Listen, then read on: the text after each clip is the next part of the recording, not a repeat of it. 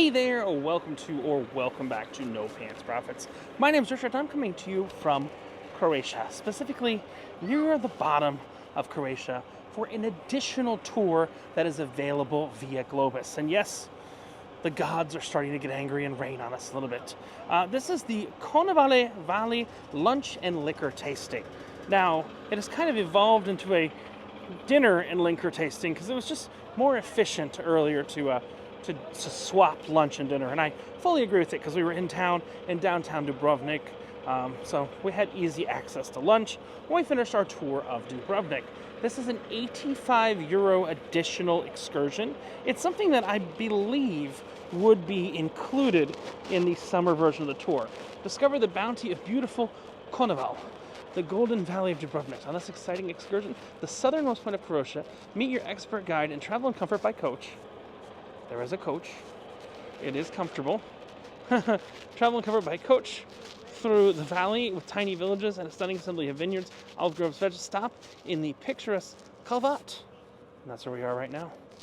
Known when the Greeks found it in the 16th century BC, then continue south to Mochi for a delectable lunch of homemade specialties and tasting locally produced liquor at a historic agro-tourism venue. So we're doing a little tour of a town, and yes, we are getting a little wet right now. But the question is this valley lunch, Konavle Valley lunch and liquor tasting worth €85? Well, there better be a lot of liquor to taste. That's all I can say. So stay tuned.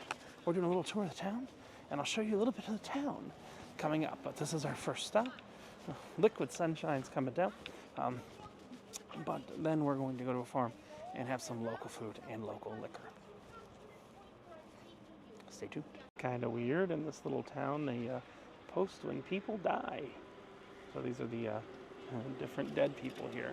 Again, we're just kind of going around this town. It's like a tiny version of Dubrovnik, if that makes sense. A super duper tiny version right here. And we're going around. Nothing insane so far, but I'll get you some information from the guide in a minute so you can hear along. I looked at my dad. I was a girl in the family, but equal to others. I said, come on, Dad, what was that? And then he said, but Lydia, that's how they do. In the 80s, definitely like that, 80, maybe 4, 5, I don't remember exactly. And then the war happened in 1991. That family, because they all became refugees, they came to us. My dad, those were people who in their chimneys were keeping our prosciutto. So we just got them in. My granny was a person born in 1908 with education in the town. They all came, they were all of these children calling her, Granny, this, why don't you give me that, Granny? And I said, come on, Granny, they tell you, Granny, you're a lady from a town. Is that normal, 1991? And she said, Lydia, they're from the countryside, from a village. And I am an old woman. For them, I'm a granny. Any of them is a granny. That's how much we were different then. It moved away. But please don't laugh now. Women will understand. I'm not 50 yet. But look, a generation that graduated then through the war. One of my friends didn't go studying. She married here into a certain family. She still, now when we have cell phones, has to sit in the afternoon with her mother-in-law and her father-in-law sister, because in the afternoon they pray. They sit quietly. And then we have this group, WhatsApp group, chatting, telling jokes and everything. And Paulina sometimes smiles and she tells us. And then one of them says, Paulina, don't smile, pray. We are in the 21st century. So that there is a lot of beautiful things about it. We love it. I like it. But I just wanted to tell you that it's not Balkans the way you would think. Definitely we were way more ahead compared to Serbia, Bulgaria, Armenia. But still, it's a proper mentality that the countryside kept. But because of that, they preserve the culture that we would like to show you today. So this is a cute little sleepy town, the town at the end of the Croatian coast. Pretty much anything south of there is just uninhabited land. It says they're known for their seafood restaurants, but we're not going to be eating here tonight. I don't really love seafood either way, but yeah, look at the blue water. I don't think we've seen water that blue so far. Yes, I know it's just about what it's reflecting off and other things like that. But just take a look at the blue water there. It's really cool in this little town. Just how blue the water really is. Get you some more commentary from the guide in just a minute. Are digging and working there. But there is a long street behind, almost like in the old town. Remember, from the main street you were able to see the stairs uphill. That's what they copied here. Homes and houses there, and the shops were in the central part. So I would love just to walk a little bit with you, but before we do that, we can see this side. This is where they train. This is for the kids that actually play water polo.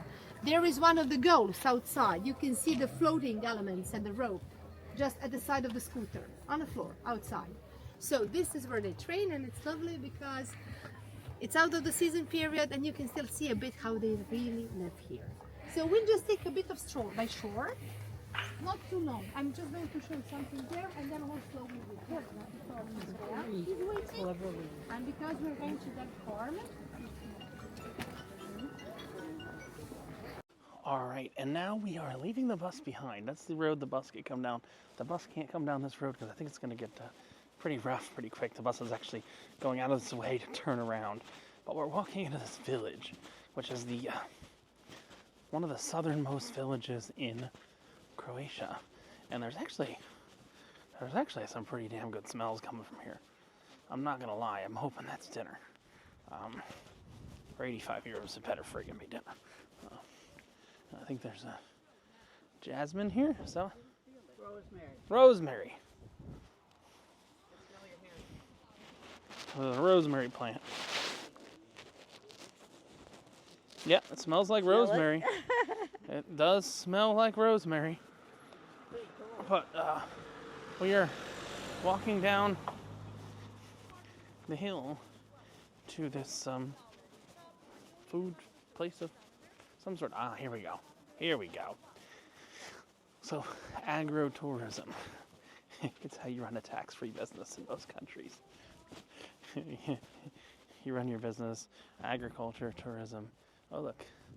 They're growing lettuce.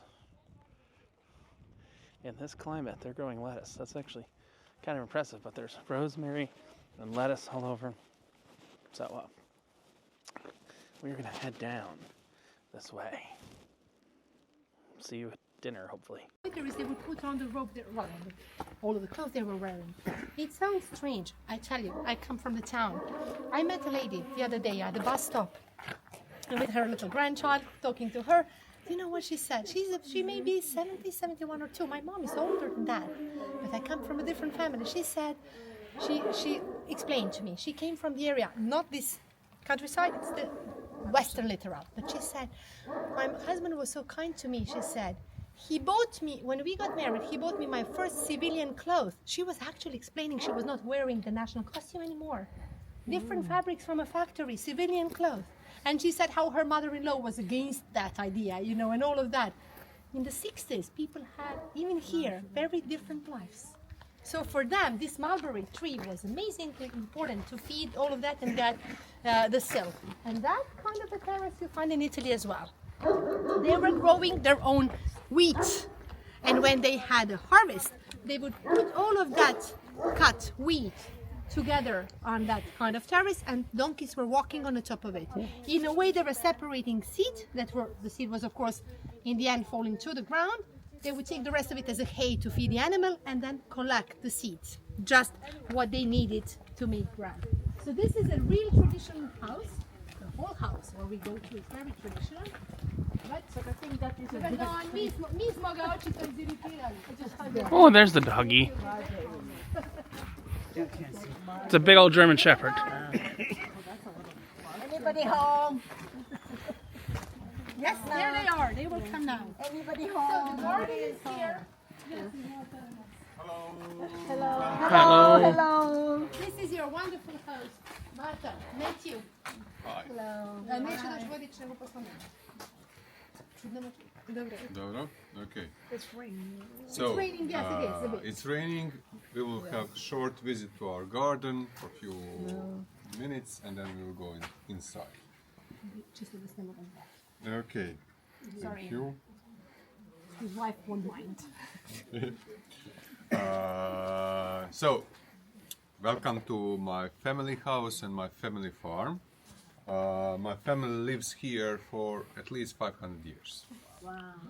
And that's not only for my family. It's also for majority of people in this small area called Konavle, from the town that you visit before coming here to border with Montenegro. Around 80% of the families are here for at least 500 years. It's a farm, and we are farmers. So let's go and visit our garden. So there are a few small steps on the way, so please be careful. It's also slippery because of the way.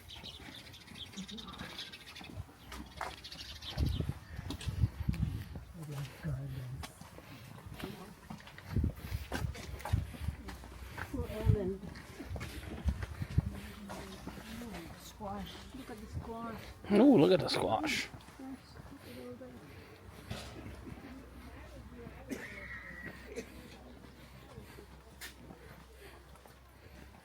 Squash. Roses. Another rose.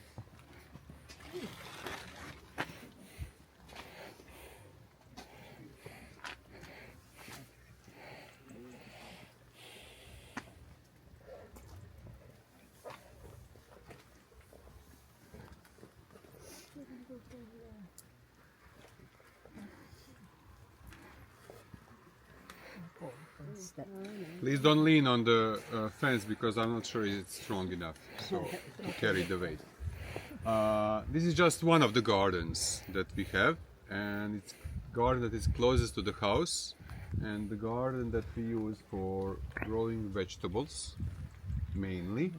We already prepared the soil for the next season, and besides shallots over there and some parsley in front of us, we already planted some potatoes here on the right hand side.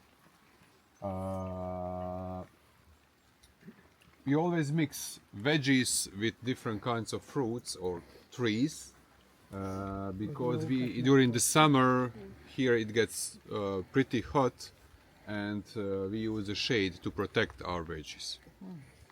And another reason is the fact that my father is not very optimistic regarding my involvement in the farm and farming. So he thinks if he grows olives, because these are very young olive trees,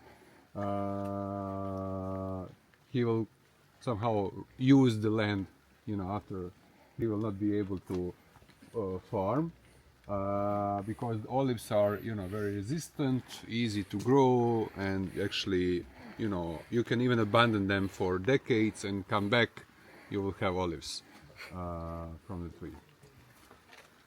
Right now, around 40 different types of veggies and fruits growing in the garden, from tangerines to kiwis and avocados and lemons and oranges and kumquats and pomegranate and Japanese lokman about you guys, and that's about trees, hazelnuts, walnuts, almonds, different kinds of figs, grapes are growing all around. I already mentioned olive trees and parsley, rosemary, peppers, different kinds of peppers, lettuce, rocket shallots, some strawberries, different kinds of strawberries. Wow. Everything that we need for our daily consumption and our regular cuisine. I think we should go in the house. Inside, yeah. It's a moment. So right now, are you importing a lot of stuff because it's not season? Actually, no. Many things are, stored and pickled and. So a lot of what we're going to Yes. have tonight came from the farm? Yes, we are, let's say, 70 to 80% self-sustainable Okay. regarding food and also energy. We have Energy? Yes. Oh, you'll explain that? You make your own power? Yeah. Wow. So this is not on grid? No, it is on grid during days like this, but during the. Oh, you have solar. Okay. Yeah, solar. Okay. So they taught me that the dining room here is actually, the whole thing is off grid, not on days like today. But we've got a whole nice little house set up in here. And we got wine. So much wine. It's a nice setup. I do have to say, this is a nice setup. I'm impressed with the setup. This is chili, herbal, and just plain. This is the base for everything. So these ones are a lot stronger than these ones right here. Really? The lighter ones are stronger than the darker ones? Yes, these ones are very sweet. These ones are just like pure alcohol. Moonshine. More or less, yeah. Moonshine. Oh, I want to try all 6. Let's do it. Put the tray over here. So they gave us these things, which... Strongest one. What are they? What, have we figured out what this is yet? Oh, it's like a jelly. What's that? I don't know about that one. Okay, so that's like jelly.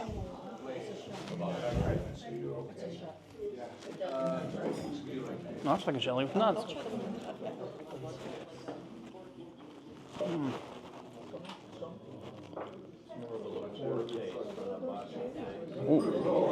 Oh, they're not messing around with the pores there either. I'm gonna get me some. I'll let you know how it is. So I had some brandy and some wine that they actually make here. I don't really like red wine. But that is a delicious red wine right there. I don't know if just because it's kind of made here. It tastes like no chemicals. It tastes like alcoholic grape juice. And then we've got 2 different types of bread, which is a homemade bread here. Let's see what we got here. My ex-husband. Well, he's your ex-husband, so you don't collect anything. What about your kids? I did. Okay. I didn't know it was possible. I applied for Social Security. Look how springy. That's good, Brad. You were married for over 10 years. You never remarried. That's a really good bread, actually. Until you. So it looks like we got our actual appetizer now. I got the spicy brandy, but we got some prosciutto and some cheese and some sun-dried tomatoes and some olives and some garlic, maybe? This is the spicy brandy, because she's a fine girl. What a good wife she would be. Oh!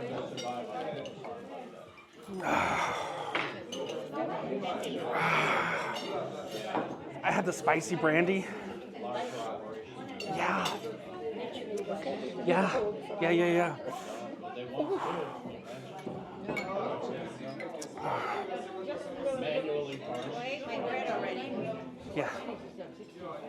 Thank you. And look, we have the 8th wonder of the European world. Do you see what's on the bottom of that? It's called ice. You never see that in Europe. But yeah, it looks like we've got some prosciutto, some cheese, some olives, and some wine. It's all been really good so far. I might taste it on another camera and insert that here, or you might have to watch the short to see it. So next up, we've got some veal. So this is veal, actually, and some potatoes, and it's cooked. Ooh, that fogged up the camera. It's still so hot. Cooked in like a little iron dome, like the Game of Thrones iron dome. Cooked in a little iron dome in a barbecue. Is it better than the other place? About the same? No? Okay. So we went to this place called Ethnoland that was included when we went to the Kurka National Forest on day 3.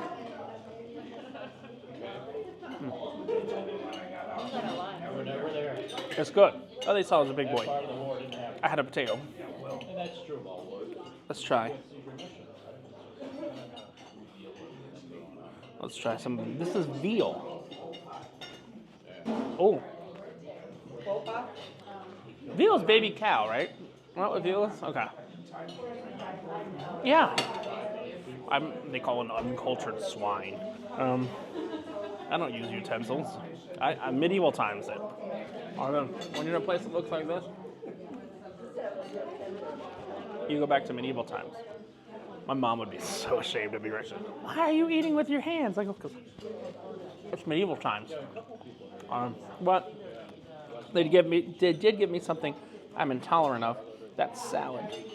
Some people, I'm salad intolerant. I don't eat salad.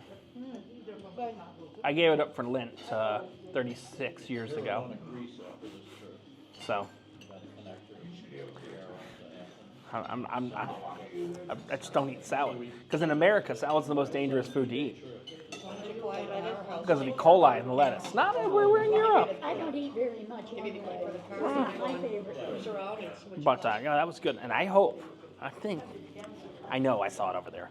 Sorry. I think we're going to have dessert. How do I know that? Because it's literally right over there. It's behind the counter. I already saw that. I don't know what it is. It's a pie of some sort. But this was good. I'm finished it on my own. I'll see you back for dessert. All right, and last but not least here, we have lavender cake.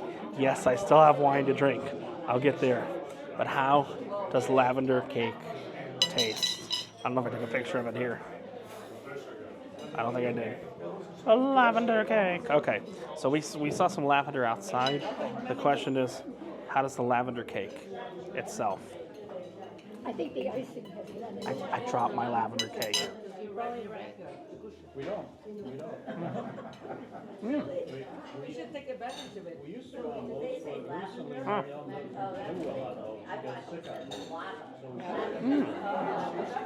That lavender cake's pretty good.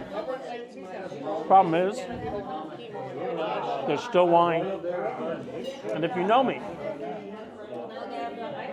yeah, it's in my bag. Yeah, it's here.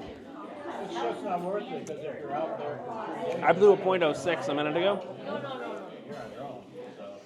I think we got to go higher. You can get off the first board and fly back.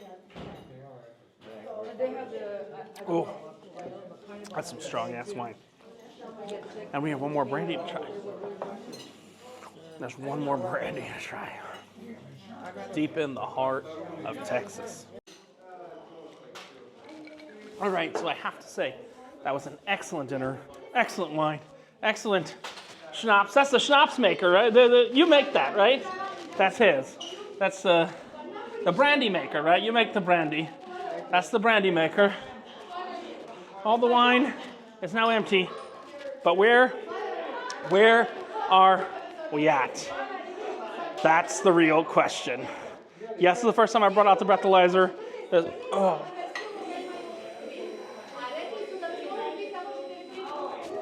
Whew. Calculating. After that Naruto speed run of wine that I did. Really? No. 0.08. 0.08. 5 hours and 31 minutes still sober? That can't be. Brandy.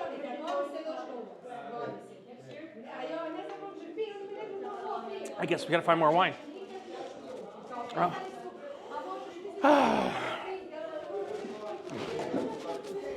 It's 1 o'clock somewhere.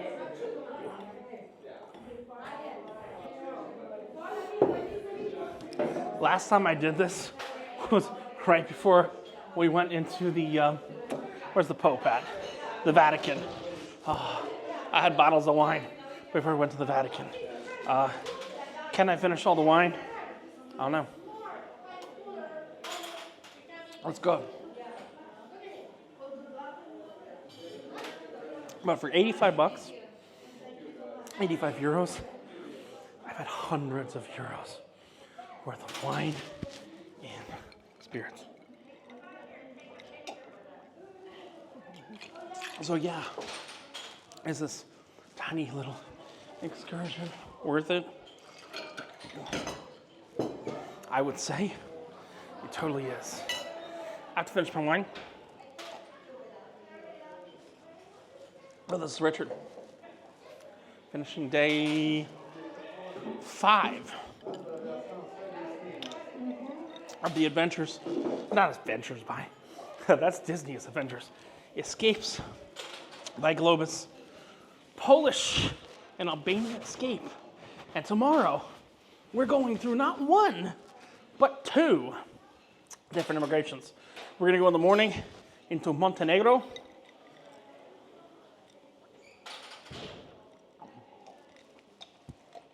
It's water. In the afternoon, it's Albania. So it's Richard. Ooh, one more time. From No Pants Profits. Oh, Everyone's.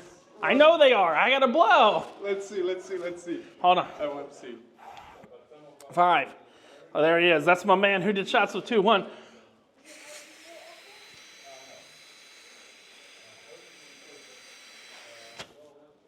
It's not gonna be bad. It's gonna be like 1.1 at best. It's going to be bad. No. 0.09. Point 0.1. He called it.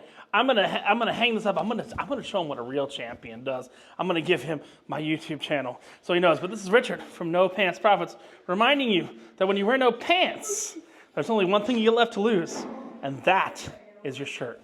Have a great one. Bye. See you tomorrow. Hey, P.S. there.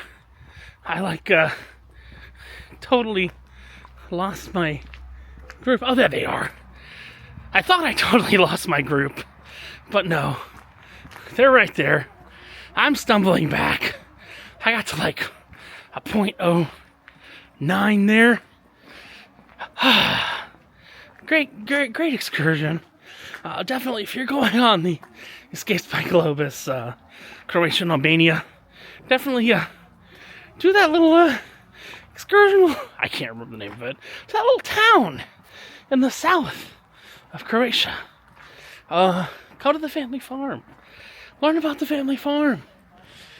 Eat the family farm. Drink at the family farm. And remember that when you wear no pants, there's only one thing you have left to lose, and that is your shirt. Have a great one. Love y'all. See you tomorrow for day 6 of our Escapes by Globus, Croatia and Albania, where we do 2 borders, and trust me, I know I sped run. Let's do it one more time. I know I sped run that wine. So, we gotta do it one more time. 2.